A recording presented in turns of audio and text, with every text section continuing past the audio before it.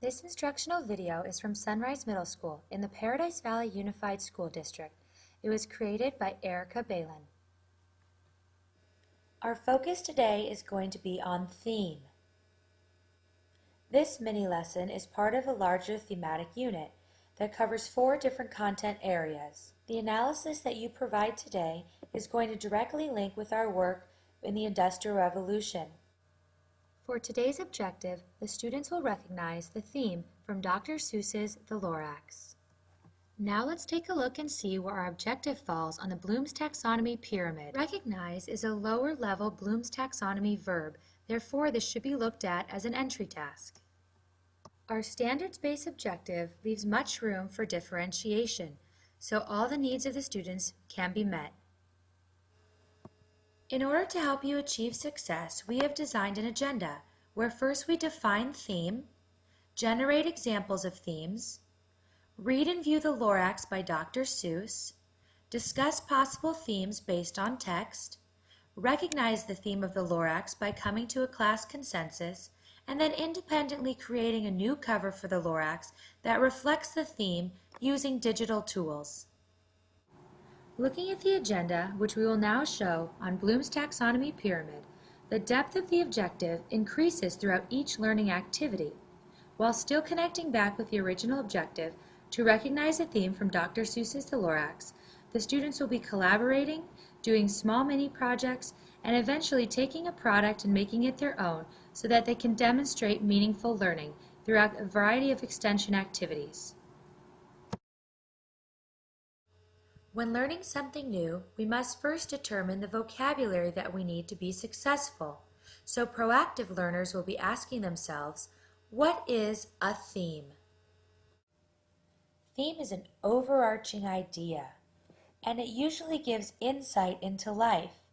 What's so special about this is that it shows people for who they really are, not necessarily how the world sees them.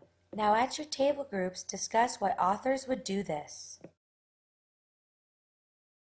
Now that we've defined what a theme is and we understand why authors use this technique, we're going to generate a list of themes. With a partner, view the following slides and try to guess the topic for each theme. Please number from 1 to 5.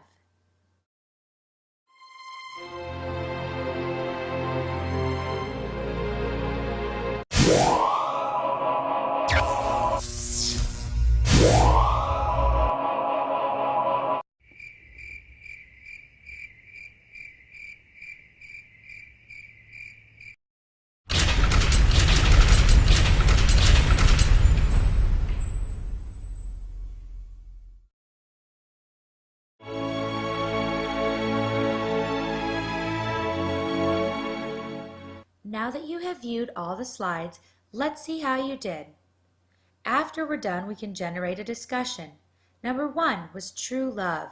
Thanks, Edward and Bella. 2, the infamous fight between good and evil. 3, nature. Number 4 was oppression. Number 5, freedom.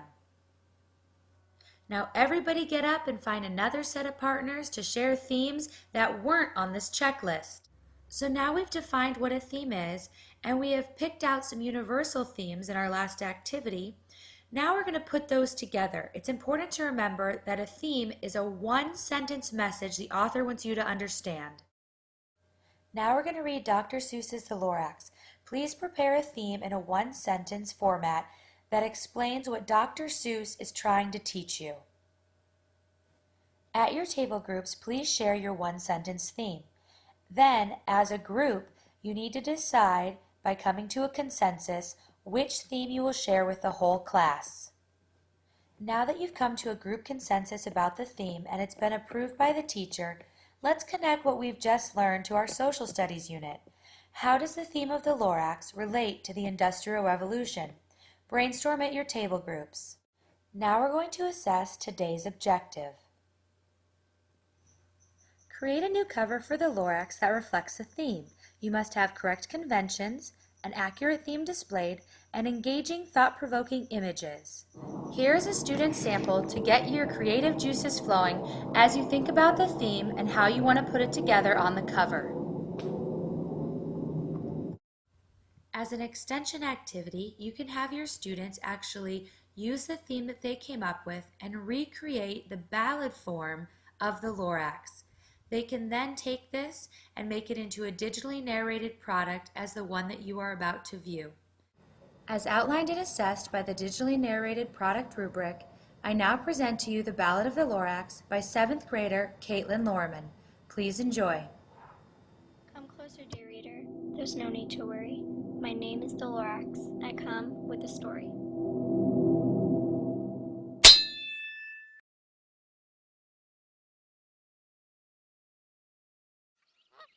'Twas a sad tale indeed of the horror of greed that started way back when the grass was still green. My favorite truffle tree when I heard a loud thump, a thump like no other. The tree split in half and fell with a shut. And as I saw him, I saw in my heart the merciless rain he was going to start.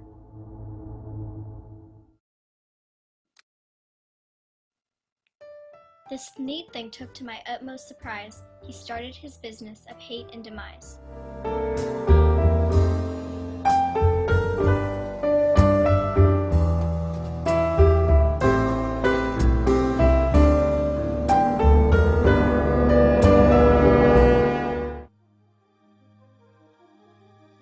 The poor Barbaloots could do nothing but starve.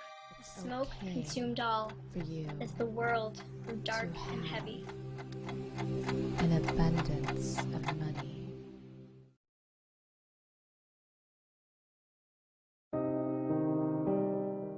The Barbaloots left, for they had smog in their throats. The Swami Swans left, for they could not sing a note. My heart broke in two, while dreary and runny, while the Onceler rejoiced, counting his money. After the Barbaloots and Swami Swans' plight, who couldn't tell day from the darkest of night, the world became a shadow of waste and despair. No more did the stars twinkle with grace in the air.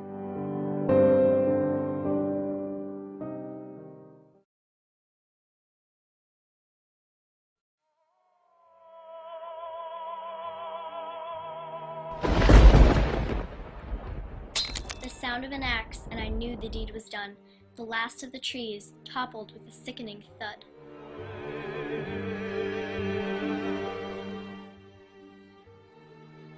I knew there was nothing left for me there. I glanced at the Onceler, then took to the air, and through all the fear, I soon disappeared.